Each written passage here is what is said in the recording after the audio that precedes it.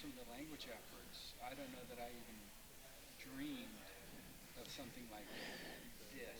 Yeah, yeah, This is more than I even thought could be done yeah. in society. And then other tribes can learn from what works here. Yeah. Man, that's so blinding. Wait, is it time? Sure. I didn't trim it enough. So my students, when I used to teach at college, they were like, "This is like Pokemon. Like you see flash, everything flash so quickly." They're like, "Ah!" I'm like, "Well, it's getting into your subconscious."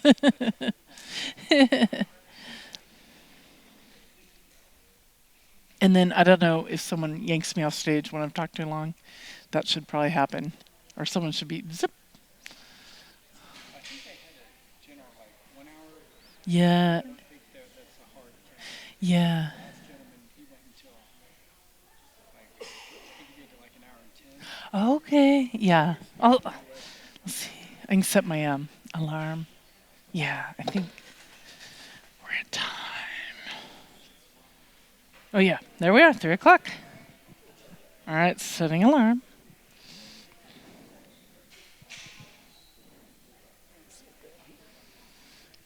I'll do 50-minute warning. And I don't know if people take questions. Yeah. Okay. And I can't see anything, so. All right, CO Nagad. So glad everybody is here for our second Cherokee Talks Yay. here at the Durbin Feeling Language Center. I hope everybody's having a good day, especially being inside our nice air-conditioned facility here. Now, at this time, we have America Meredith, who will be discussing pre-20th century Cherokee art. America Meredith is a citizen of Cherokee Nation and is the publishing editor of First American Art Magazine and an art writer, critic, visual artist, and an independent curator whose curatorial practice spans 29 years.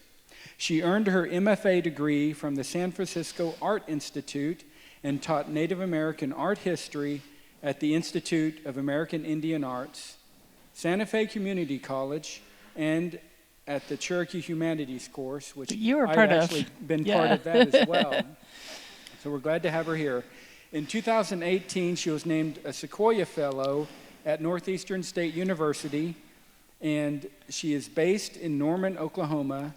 Meredith serves on the Cherokee Arts and Humanities Council Board and the Collections and Acquisitions Committee of the American Indian Cultural Center Foundation.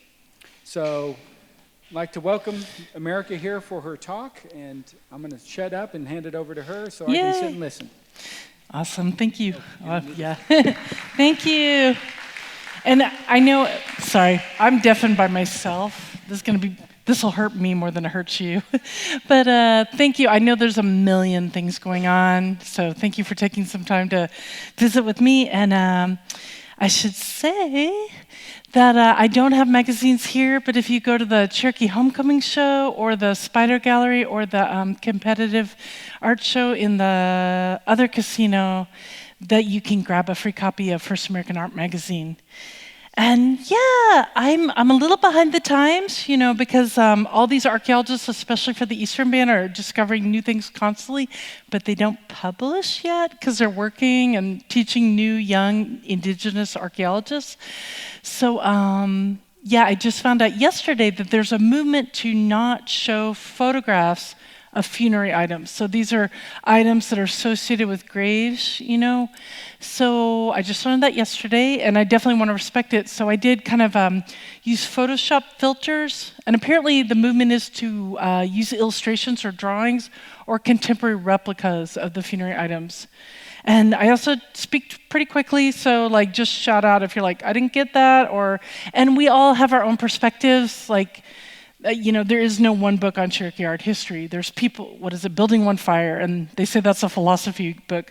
So we all have different perspectives, and I'm just sharing the tidbits that I know, and I know that there's many, many other perspectives out there.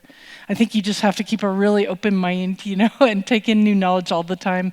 But you guys are probably familiar with this map. So this shows the land that was ceded. So we know a lot of it in Kentucky, like we'd go and hunt. People traveled, constantly. They didn't stay put. But the villages is that central core you can see, which is exactly where the koala boundary is now. But it dips into all those states so that you have this confluence of rivers. And I think there probably is kind of a movement to really associate pre-contact Native peoples with the rivers, because canoes are how we got around, canoes and foot, before horses came. But it's like this small core. And do you guys know Brett Riggs? Are you familiar with him? Yeah, okay, there's some nodding. He is non-native. He works for the Eastern Band. He's an archaeologist out of UNC Chapel Hill, and he doesn't write a lot because he is training the young indigenous archaeologists. But he said that when they dig in villages, as far as they go down, it's consistent. That pretty much, that we will move villages like maybe, every century, every 150 years, because the soil might get depleted and, people are farming. But essentially, they're in the same area. So we've been in that area. And I used to think, oh, Eastern Band thinks that. It's like, no, they're right. That we've been in that same area for conceivably thousands of years. And we have our migration story, but that could have happened 4,000 years ago, 5,000 years ago.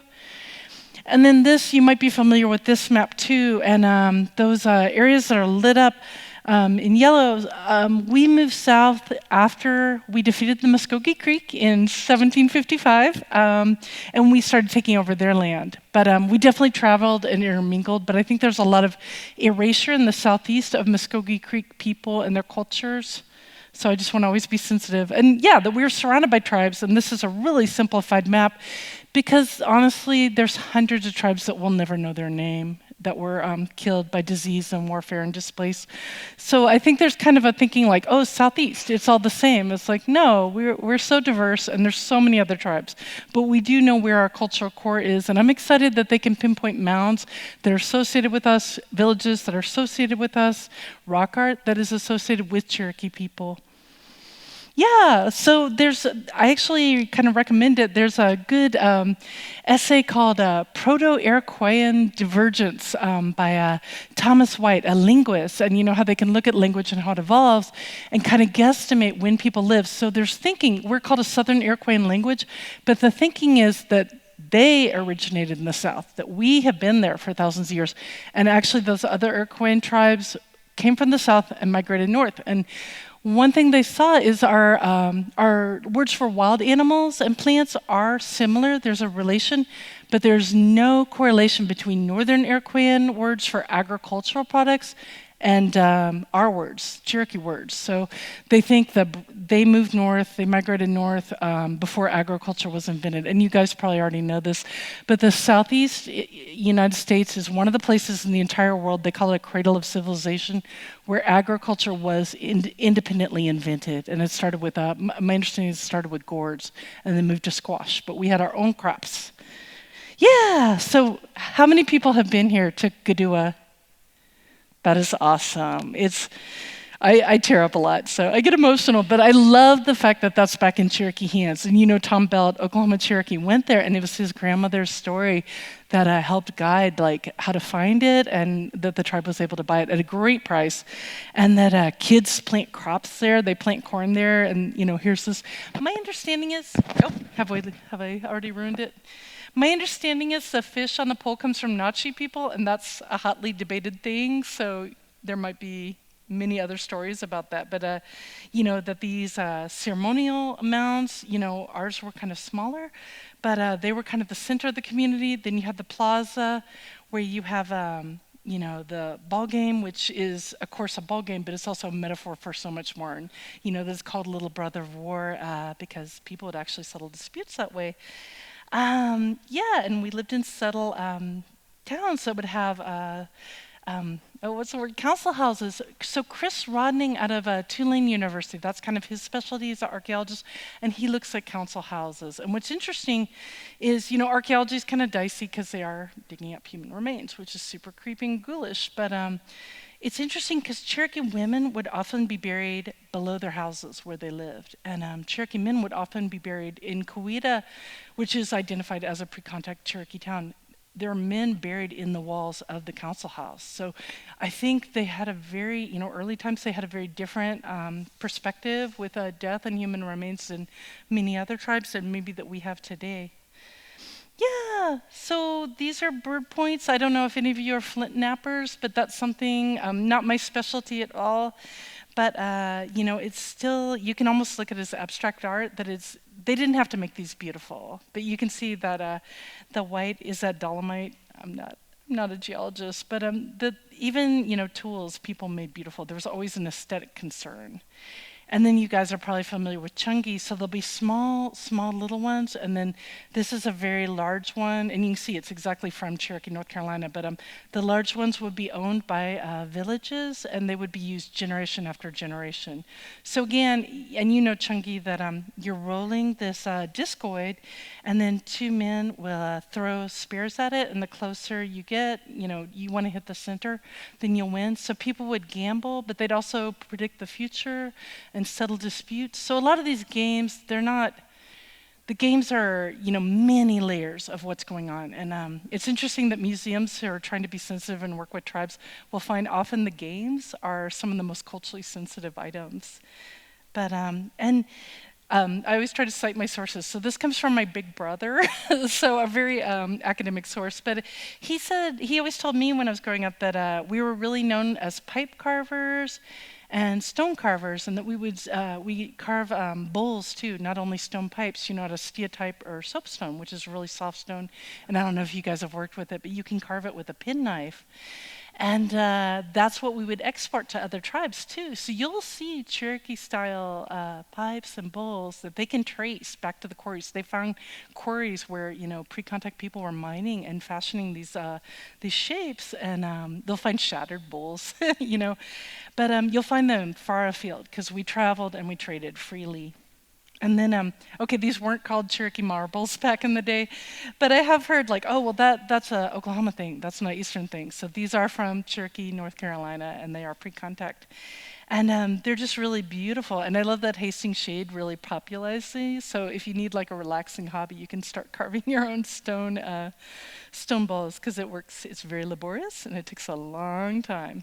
And then, so these, you can see I did alter the image, but these are pipes, and Brett Riggs has done toxicology reports on the pipes. So tobacco comes it's hard to trace where plants come from. So it either came from possibly the Amazon, but most likely Mesoamerica, Central America. When tobacco and corn came up, and I'm citing this as my dad, but he says that a whole cycle of stories, oral history, and ceremonies came with the tobacco. And tobacco's not from our area, but when it spread to North America, it became incredibly important. It's incredibly important medicine. So these stone pipes, they not only would smoke tobacco, they'd also smoke many other medicines. But you would always have either a hollowed out reed or a piece of hollowed out wood that you hollow out with a fire poker. But sour wood apparently is something people would use for pipe stems because you don't want to be burning your lips. Very practical. But these are all kind of decorated, and often they'll have a simple shape, but they'll also be incised too. They'll be scraped on the top, so you can't see it because of.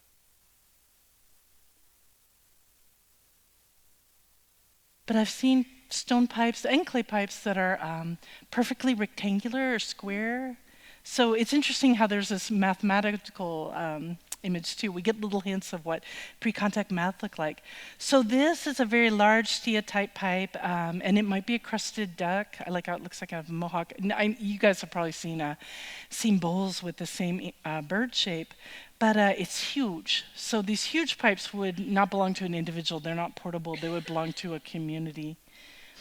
Yeah, and I don't know if you remember when Martha Berry from Texas, Cherokee National Treasure, she brought, in 1999 to the Cherokee Heritage Center, she brought a shell beadwork exhibit, because before that, I was one of those dumb, skeptical people, that didn't think beadwork was really important to Cherokees. And I was wrong, and I learned.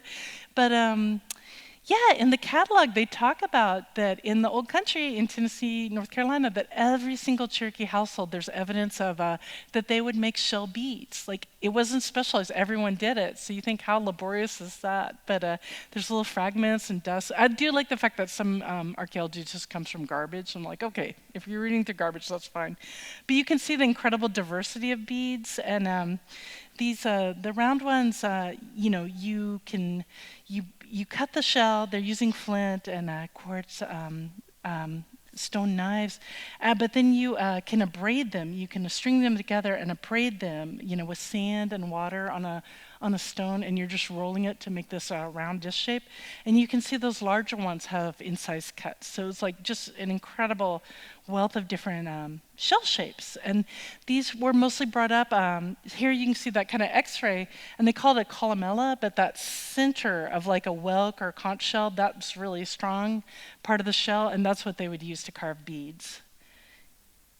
Yeah, so these are actually all shells, so you can imagine in the old days, you know, when they were new, they were lovely and shiny. And these, I've altered these. I don't know where these came from. They're from the UNC University of, well, it comes from Naniwaya Mound. So I've altered the image, but you can see that they took that columella and made it into a ear pin. And my understanding is men and women would wear them. Maybe you guys know more. And these guys, this is a new photo in the corner, but these are marginella shells. So now you can just go to Party Supply or wherever and buy like strings of these. They're super affordable, but in the old days, they were really exotic goods that, you know, were really expensive to get because you're trading all the way to the Gulf of Mexico and Florida. But I think this is something that would be really easy to bring back. Like, you just go get tons of strings of marginella shells. And you probably heard that in the old days, Cherokee women would kind of wear skirts and a whole bunch of necklaces, and that's kind of it. And that's why we don't wear those clothes. We're not ready for them. These are not Cherokee. These are Chickahominy. And this is incredibly famous Powhatan's mantle. It's 4 different deer hides dyed with that the walnut hull, that black walnut, so it makes this beautiful purple brown kind of color, really rich. But I just show these. So these are the marginella shells, and they also use these olivella shells, which are little snails.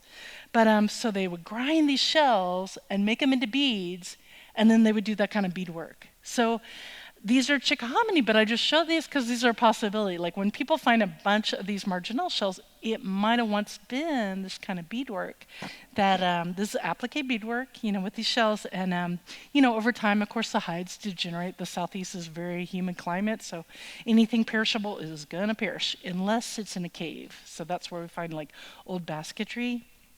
And here I've altered these, and I'm crazy, as you can see, I've got an Antonio Grant Eastern Band gorget, but I'm crazy about shell gorgets, and I'm really excited that they're kind of coming back. But these really simple ones, there were a lot of them that were in Cherokee sites, and I don't see them. But I always wonder, like, I know they're spiritual protection, but I wonder also if they're like plain shells where they can literally protect your neck, like from an arrow. I don't know, that's just speculation.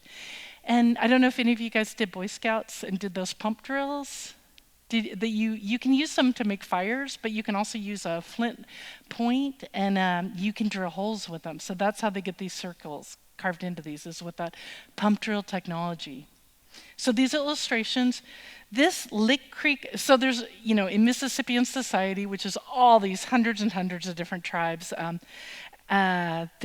there's all these amazing shells. And here in Spiral Mounds, there's all these incredible shell designs, but most of them aren't necessarily connected to Cherokees. And I used to be like, we have nothing to do with Spiral Mounds, but actually there is Southern Appalachian mica. So that's something else we did. We exported mica because it glitters. I don't know if you can buy it like at Hobby Lobby. Mica's awesome, M-I-C-A, but it's kind of like glass, but it makes everything sparkly. And I've read, you know, we had those houses, those wattle and daub houses, and I've read that some women would mix lime with mica, and they would paint their houses like that. So you can imagine these glittery houses. But so that is at Spiral Mounds. But a lot of the shell designs are not us. But this Lick Creek, this coiled rattlesnake, and you can see the rattle, you can see the face, and then those really very accurate teeth. But so it's so closely associated with Cherokee sites that it's used as a diagnostic. So when they see this kind of shell design, they assume it's a Cherokee site or that they traded or captured Cherokee people. Yeah, and if you guys are interested in pre-contact sites or illustrations, I wanted to give a shout out to this artist. His name is Herb Rowe, so herb like a little plant, and then roe like salmon roe. But he's out of Lafayette, Louisiana, and this is kind of his passion and hobby. So he makes all these images of pre-contact sites. He's out of Louisiana, so heavy emphasis on Louisiana. And they're available through Creative Commons, so they're copyright free. So if you're really curious, like if you're visiting a mound site, like look online to see if he's illustrated it. And then this is my crazy illustration, but so I don't know if you've heard of the story of Soligay.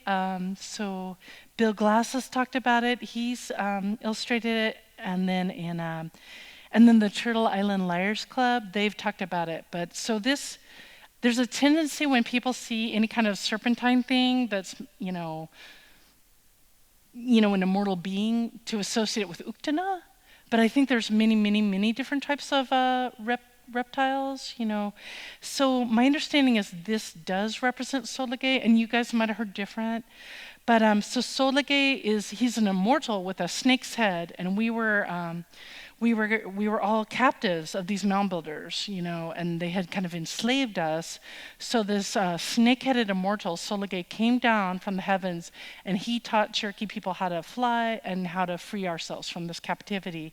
So that's kind of a symbol to him. And then these, in the corner, you can see that's a really elaborate mask. So I didn't have good illustrations of these masks, but they were actually even used by dragging canoes. So after contact, and some of them are called buffalo masks. The archaeologists have come up with names for all the style. But you can see how it's a shell carved out to look like a face. But they would wear it as a necklace. And this one's more elaborate. Some of them are very plain. They just have little drilled mouths and eyes. But this has lightning bolts, and then it almost looks like a dragonfly. I'm speculating, I don't know, from the mouth. So there's a lot going on, but those two designs are very closely associated with Cherokee people. And then here's Jane Austen, the hero, and she's one of the people that really brought paddle stamping to Oklahoma, because we didn't really have it until a few decades ago. Joel Queen is one of the people that taught them how to paddle stamp. So with ceramics, and ceramics, once, pots will break, but then once you have a part shard, they're kind of indestructible. So it's amazing that you can see pottery, you can sculpt it into any form. So, and then you can paint it too and incise it. So they name cultures after their pottery. That's how central pottery is. But this stamping and this creating this upbraiding of the surface, it's not only beautiful, but also when you're cooking, it helps distribute heat more evenly. And then you can imagine if you're carrying like a bowl of like hot soup or something, that having this abraded surface keeps it from being so slippery. So I love that it works on many levels. It's practical, but it's also beautiful. And then people would roll corn cobs along wet pottery, wet clay to create a surface. And then they would also use textiles. So again, we're in the Southwest, humid textiles, and there's so many pre-contact textiles. We weren't just running around in hides, even though we did that too. But so a lot of the textiles have just generated over time, but you can still see representations embedded in the pottery. That's been preserved. So we know lace, there was lace, I think it was made out of maybe stinging nettle that was found in Spiro, but there's impressions of lace on pottery in Sevierville, Tennessee. And here's some of the lovely pottery. And I just love, it looks like a coffee cup, so it just feels so intimate. And you can see that that white is that mussel shell coming out. So, people use timber, so different things to help strengthen the clay so it doesn't collapse. So mussel shell is one of the ones that people use. And if you know Chase Earls, he's Caddo, he uses mussel shell in his pottery. So if you ever get permission to lift one of his pots, it's light like an eggshell. So it strengthens it, it just adds a lot to it. And then you'll see a lot of these kind of humble-looking effigy figures in bowls. And in the north, you'll see people carve these out of wood. So I suspect we probably also carved these out of woods, but those didn't survive. And just different forms. And usually you call it a olla, but when the neck gets smaller like that, it's probably for carrying water so it doesn't spill. And then, these lugs, so they could be held up, they could be suspended over a fire or stored from your ceiling in your cabin. And then Jane Austen's created replicas of this. So you can see that pottery stamping. And they don't do that anymore, where they take the shards and try to recreate the pot. But it's just, to me, this is so elegant. So you can see a lot of this is very gray, kind of gray ware, kind of plain. These are kind of utilitarian, everyday things. But what they would do is use a shape to give it kind of the character and do the incising. But here is paint. So you can see that buff and that red color. And I've heard also that women would paint murals in the houses too. And then you can see stamping, repeated designs. Yeah, so I think it's amazing after, pottery's come back here and pottery's never died down in Eastern Band. The people, potters today can look at these shards and create an entire pot based on them. And Jane has created this many times. It's got so much personality. Okay, I probably need to move quick. So this is a little risque, I guess, but a human figure of a woman. And then, a canine figure. So it could be a dog or it could be a wolf in a little pipe. Not a lot of basketry survived, and of course river cane was like the ultimate, you were born into river cane, you died in river cane, but this was saved because it was stored in a cave, so that's how it survived. So you can imagine like what a huge mat it might have been. And then when early archaeologists were collecting things and kind of totally destroying mound sites and pot herding, luckily, this group in the late 1800s also collected contemporary Cherokee pottery of the time. So it's kind of different, but a little bit similar. So it's coiled. You're not using a wheel. You're just building up coils, and you use like a stone or maybe a soft river stone to burnish it and make it shiny.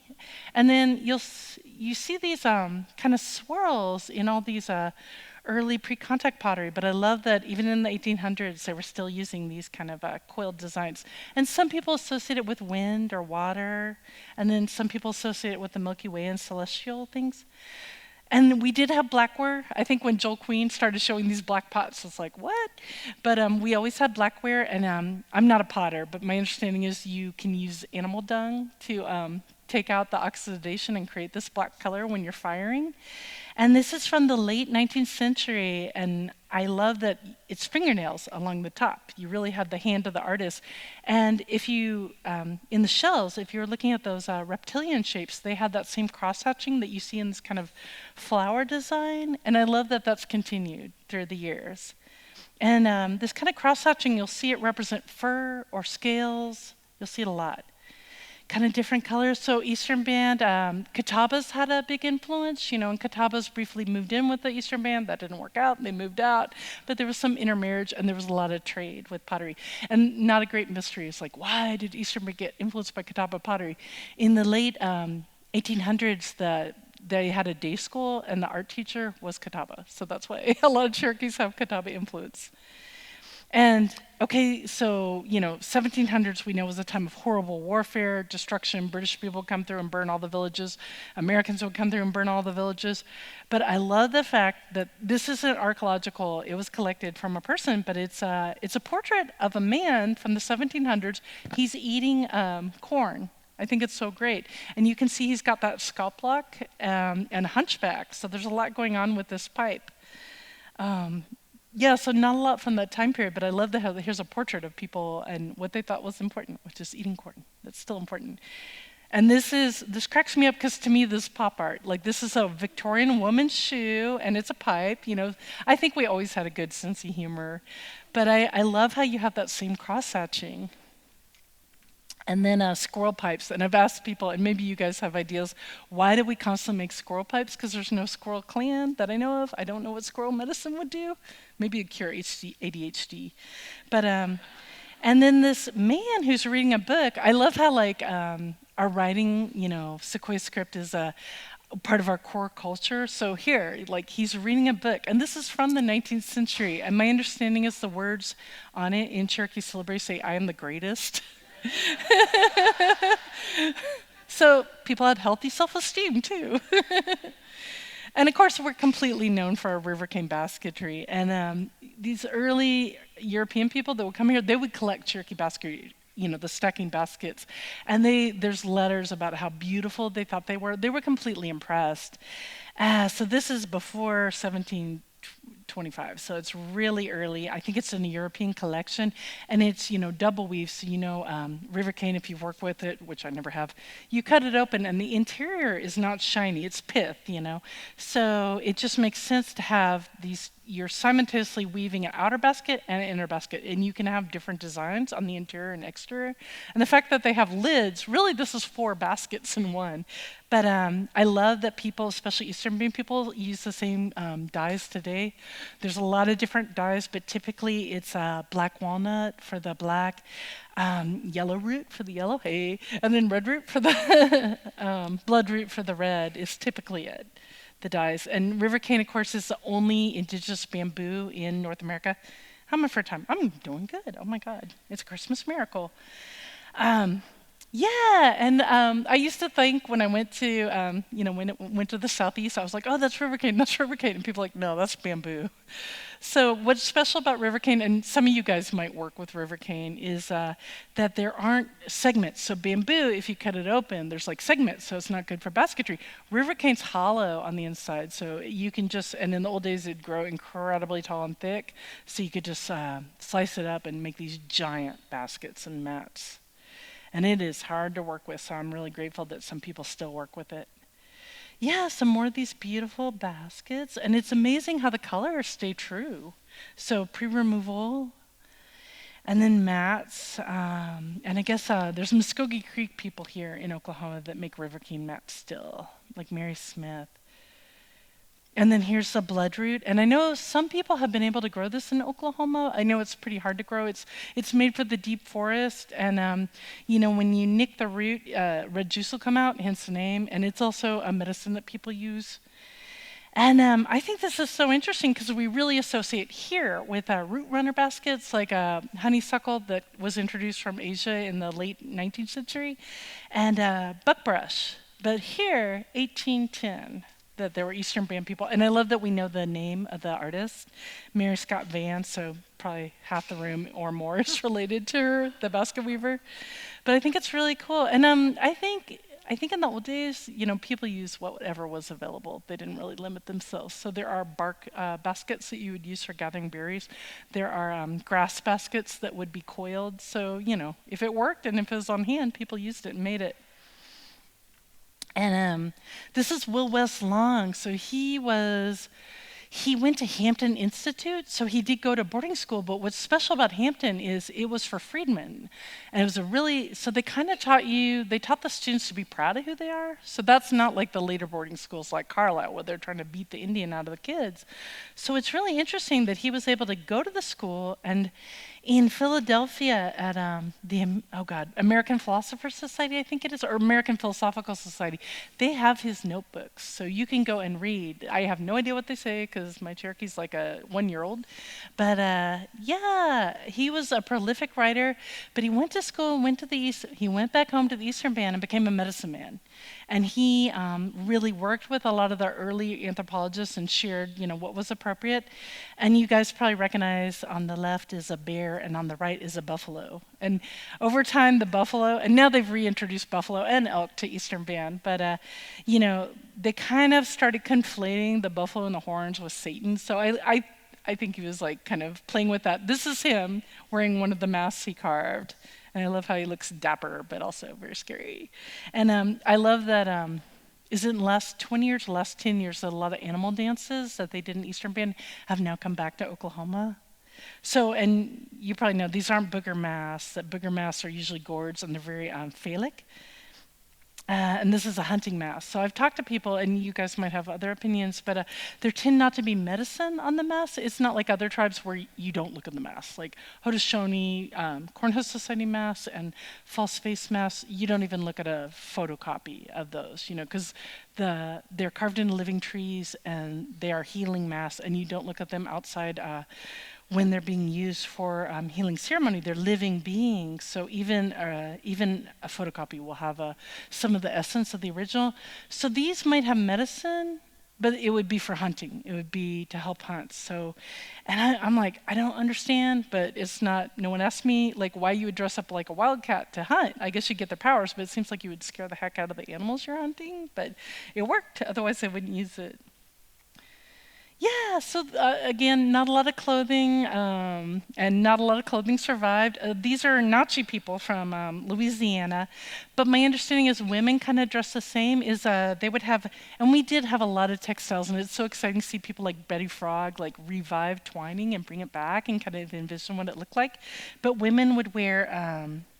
They would wear maybe dyed red mulberry bast, and bast is like kind of the interior bark, so it's not the outer bark, that'd be really tough, but the interior bark, you could use mulberry saplings and you'd weave that and create like kind of a white fabric, and then we're masters of plants and ethnobotany, so we would dye them, so women would wear often woven mulberry bark, mulberry bast skirts that are dyed bright red, and then they would wear a kind of a petticoat or like a shorter hide skirt. And that's something people would wear. And then, of course, I should have worn them, but anyway, those pucker toe moccasins. And then you'd wear lots and lots of necklaces, and that's it.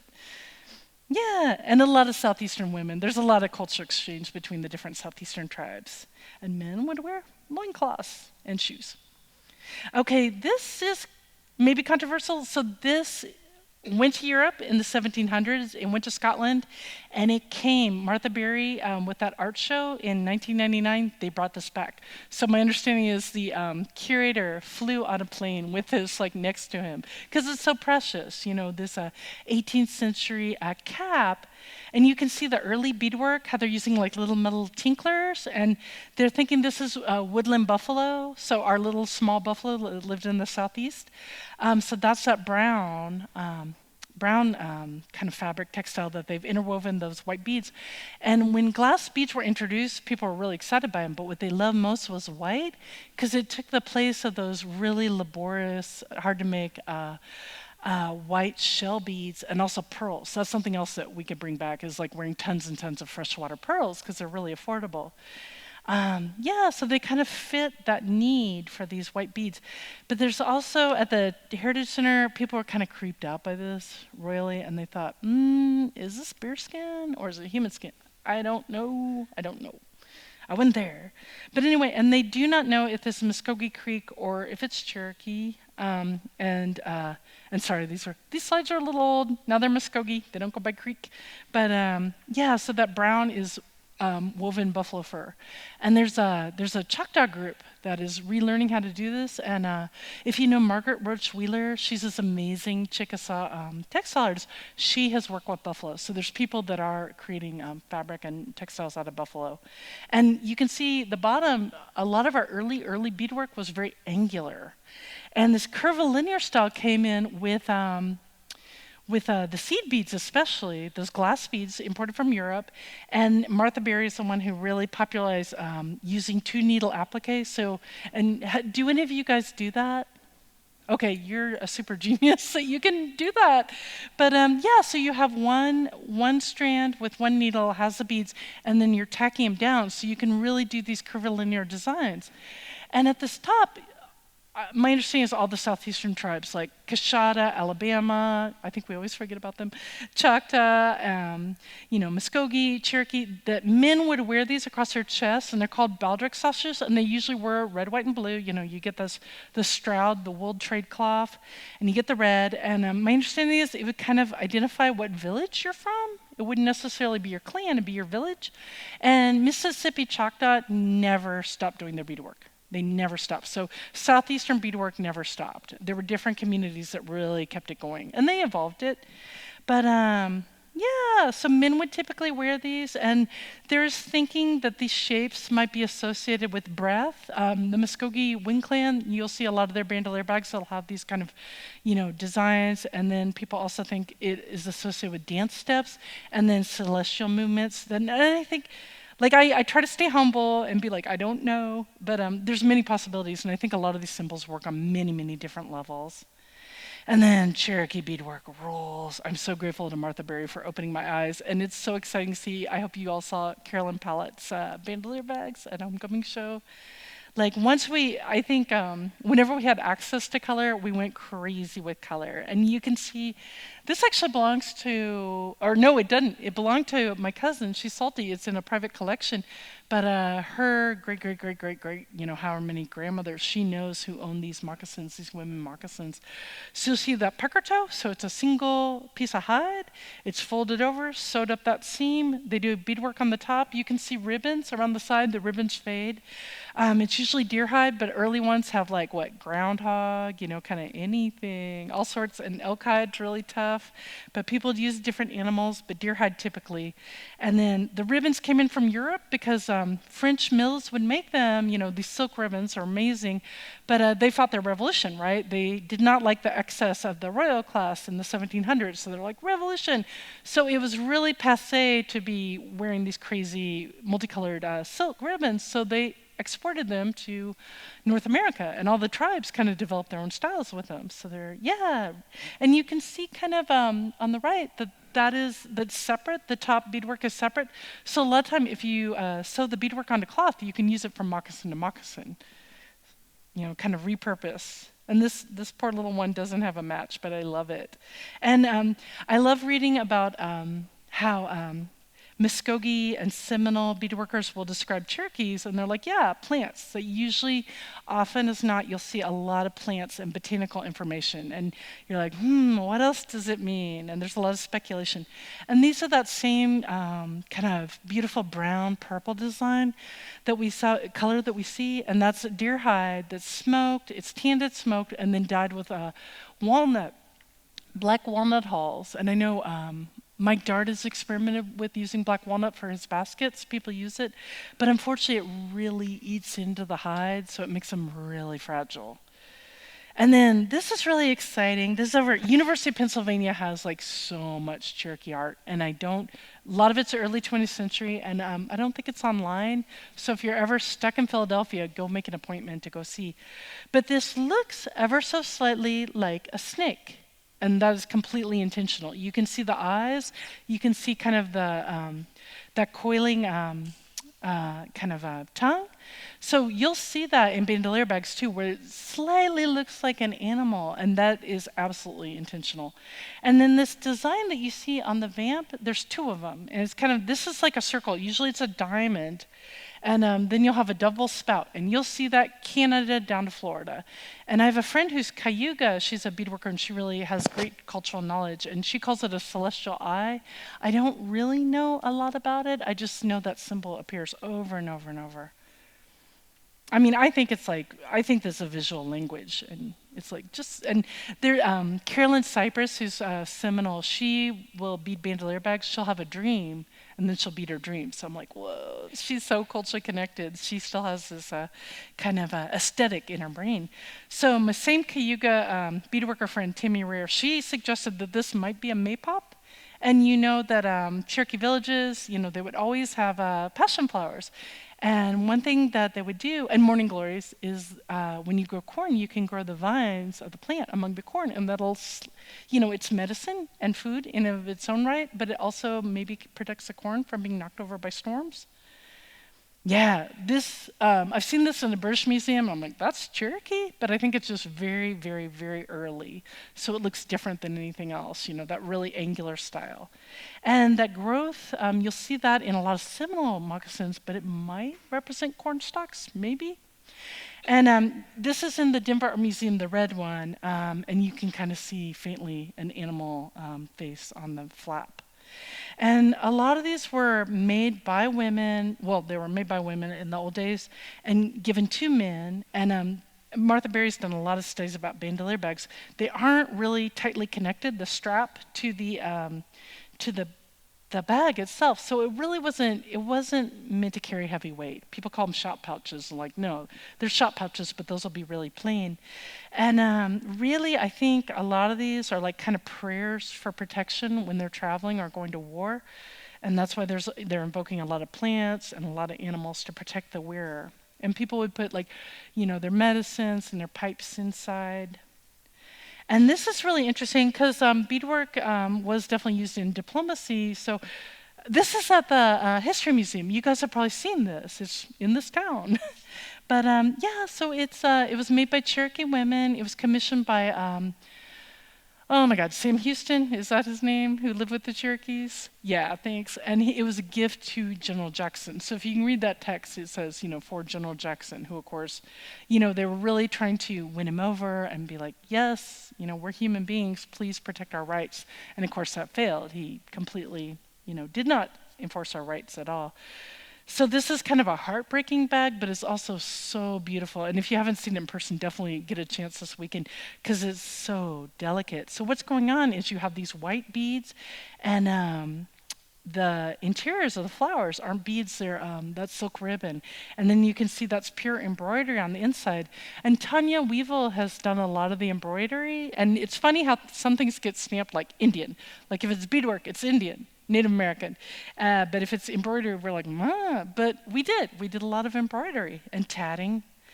This is Hyde. This is Martha Berry's image. And she believes that this talks about gathering ginseng, which is an important medicine. And she thinks that you have images of ginseng, the root and the plant, and then also maybe the time of the year to harvest it. So intriguing idea. And then that top one, a man would wear this. Like, there's a quote from Narcissa Chisholm Owens, who's an old settler Cherokee, and she's like, "Our Cherokee men dress like peacocks." But I think in the back of the day, people just love color. Like, if you had access to color, you would use it. But these might, on the top, well, this is a detail at the bottom, but it might relate to cherries or form a wild cherry. And then, so it's weird, I have read that we use porcupine quill work. And I'm like, what? We're in the wrong, because usually you associate that with Canada, right? Or New York. But if you look at maps of where porcupines lived, they do live in that Koala Boundary area. So this is in the Brooklyn Museum, and it's very plain. You can see it's just hide with beads around the edges, but there's that detail, I don't know if you can see it, but these are hide tassels that are wrapped with a red dyed porcupine quill. So, maybe? I know, is it Wade Blevins who's really digging into and trying to reclaim Cherokee porcupine quill work? And this, if you guys have been to Spring Place in Georgia where the Van family lived, is it Chief Crazy James Van? But he brought the Moravians in. We were missionized very late, but he brought the Moravians in, and they kind of taught this style of purses. Cherokee people did collect in the 1800s. They collected Haudenosaunee, Iroquois, Six Nation purses. So it's interesting, like how much of this is us and how much of this is imported. But you can see that star design. These are all clear beads. So I think that maybe they're referencing crystals, because crystals are really important. But you'll definitely see the style of a kind of pouch women's purse. We looked at the bandolier bags for the men, but women had purses like this. And here's kind of different styles. So the red one on the right is Cherokee, and then Iroquois styles on the left. And here's that celestial eye design again. So it's just that double spout you'll see in the north, and it's associated with literal whales. So I'm like, is that connected? Is this something we adopted from them? I don't know the answer.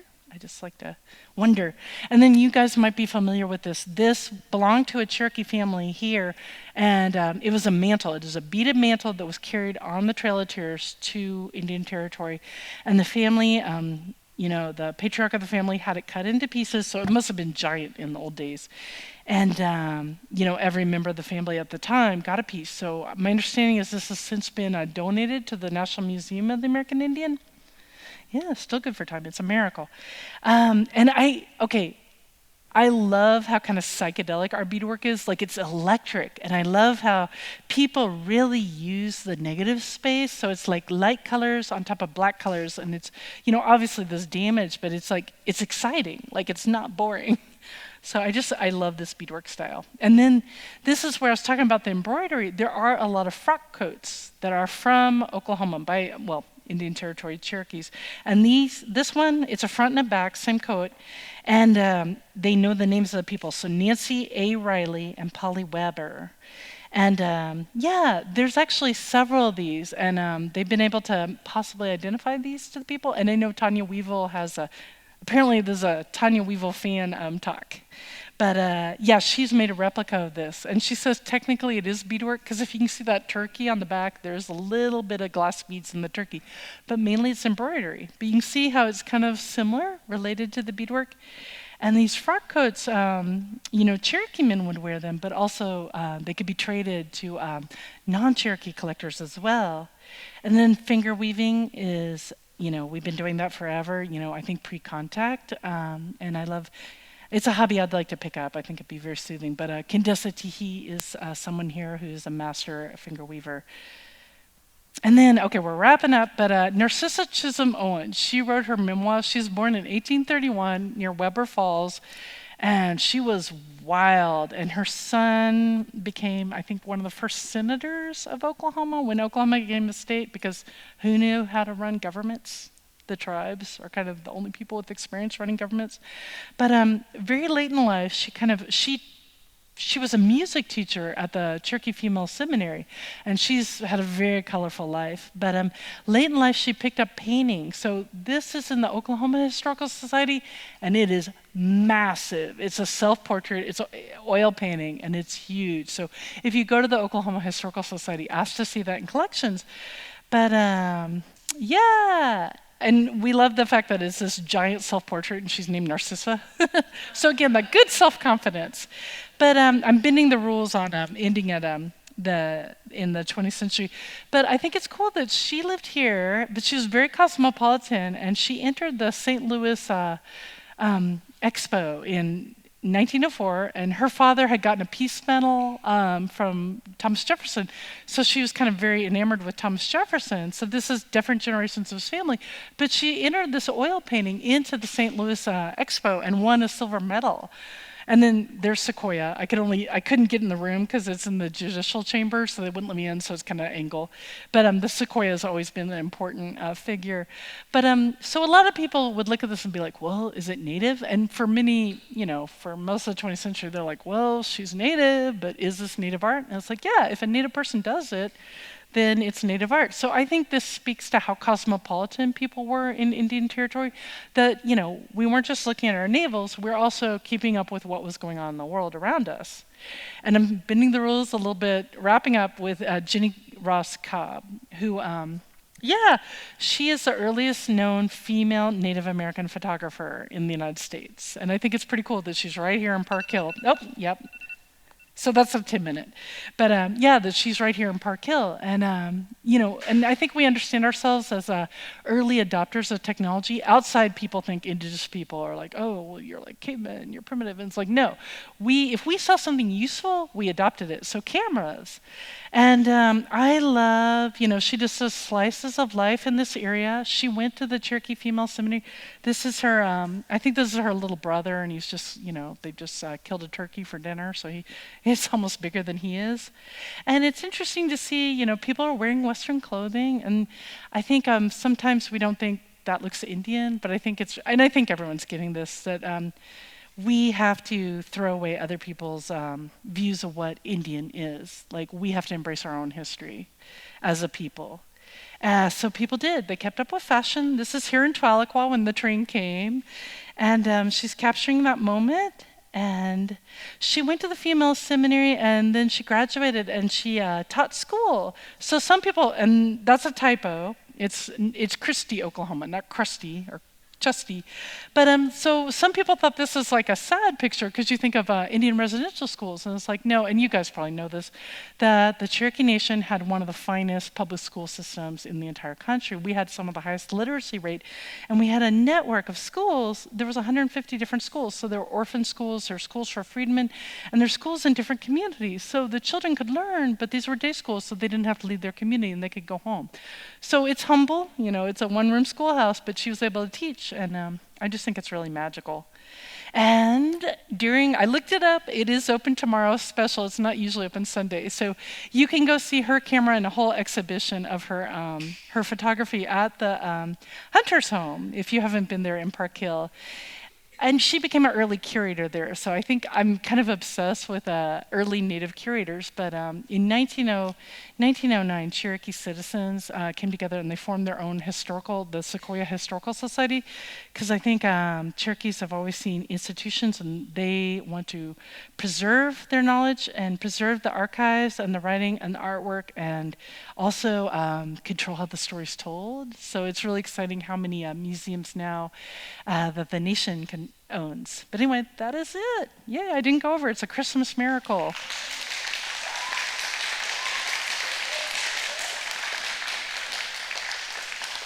And if anyone has questions, anyone? Question, yay. Oh, nice, yeah. Oh, wait, sorry, she made this.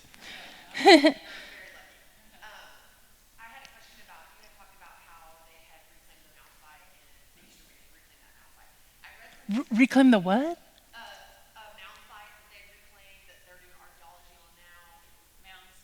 Oh, mound sites. Yeah, they own a lot of mound sites now, but Gadua?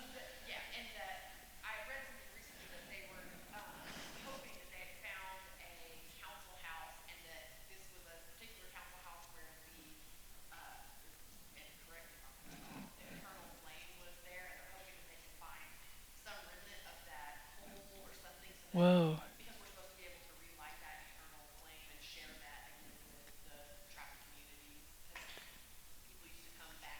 Yeah.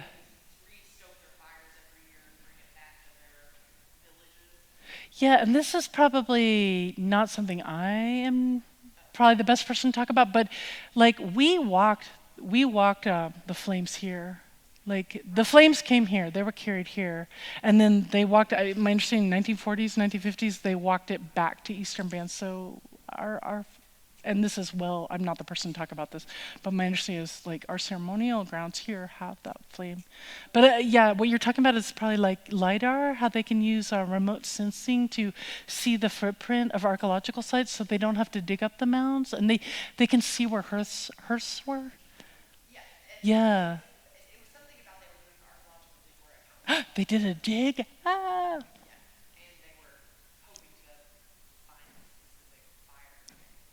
Because my understanding is they've done little test digs, but they're not going to demolish. They're not going to, because, yeah, like a village. Yeah. Okay. Oh, no, no. And there's tons of mound sites. Like every village was near a mound. Yeah. So yeah. And the Eastern Band are buying more and more of the mounds. But, and their archives is going in right across the highway from Gadua. So it's amazing how that is kind of a community center again. It's emerging as one. Yeah. But my understanding is they're not going to excavate that. But they can do surface collections where you just look and you might observe a pot.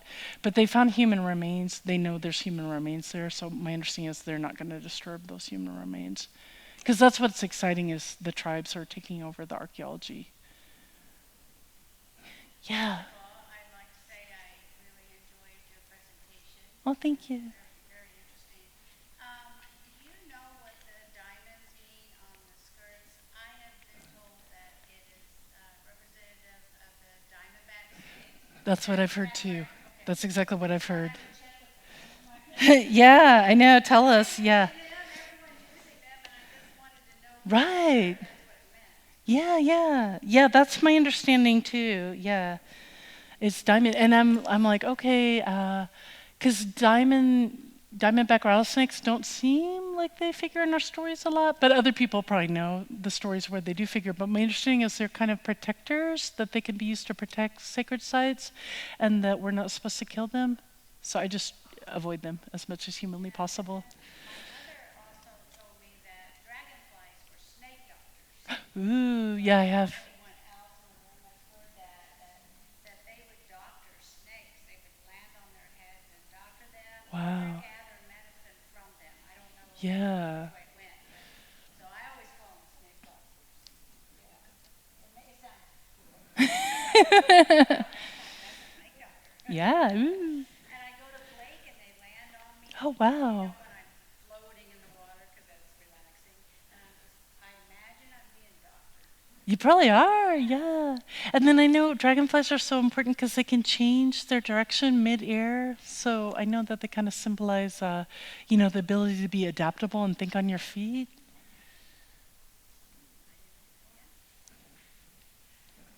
Cool. Well, thank you so much. Thank you. And I will stop yakking.